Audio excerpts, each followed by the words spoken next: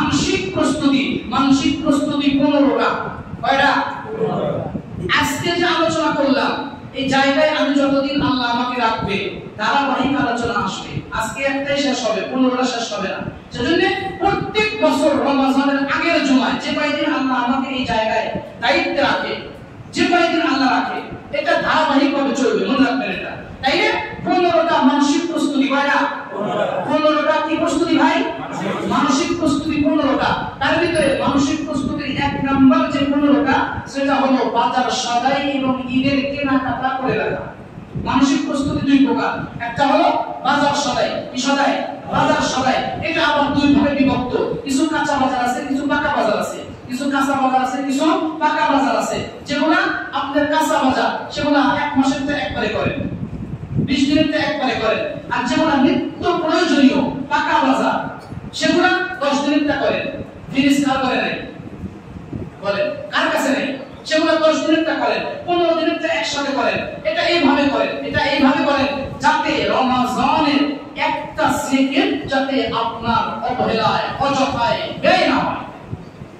বুঝতে পারছেন কথা? এটা হলো মানসিক প্রস্তুতি, বাজার সদাই কেনাকাটা।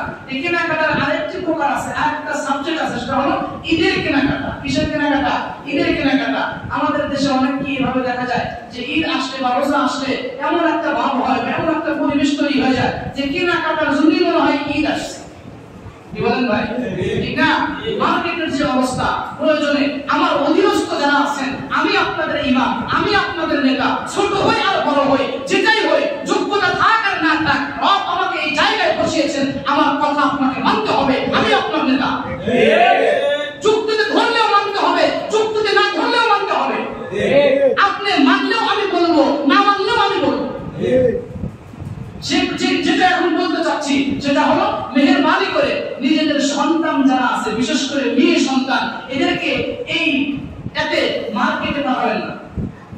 এটাও একটা বলেন রাজি আছেন ইনশাআল্লাহ? রাজি আছেন ইনশাআল্লাহ?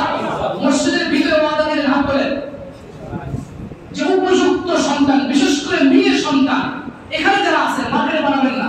রাজি আছেন? হ্যাঁ রাজি আছেন? দুর্বল হয়ে গেছে। অন্তত তোমাকে ওয়াদা করেন, হিম্মত দেওয়াকে আল্লাহ। ইনশাআল্লাহ আল্লাহ তৌফিক দিন। বলেন এই ঈদের কেনাকাটা প্রয়োজনে রমজানের আগে পারিবারিক মিটিংয়ে বসেন। রমজানের আগে পারিবারিক মিটিংয়ে বসেন। কার কোন জিনিস পছন্দ, কার কোনটা চয়েস, কে কোনটা চায় বা কে কি কিনতে চায়, এগুলো একটা লিস্টি করে একজন পরিবারের যে আছেন কর্তা, উনি একাই রমজানের শুরুতে, একদম শুরুতে বা অল্প সময়ের ভিতরে সবগুলো নিয়ে আসেন, যাতে এটার জন্য শেষের দিকে লাইলাতুল কদরের ভিতরে সমস্যায় না পড়তে হয়। বুঝতে পারছি কথা? ও ভাই, এই বসন্ত আর আসবে না, এই সময় আর আসবে না, এই রমজান আগামীতে আসবে না। এই রমজানের আগে আমি মরে ফাউস হয়ে যেতে পারি। রমজান, আগামী রমজান আসার আগে আমার অস্তিত্ব বিলীন হয়ে যেতে পারে, আমি নাই হয়ে যেতে পারি। কেন? খেলায় কাটানো এটা অনুচিত, এটা বুদ্ধিমান বিবেকমান কোন ব্যক্তির কাজ হতে পারে না। রব্বুল আলামিন আমাদেরকে তৌফিক দান করুন। যারা সুন্নাত পড়েন নাই সুন্নাত আদায় করে নেন।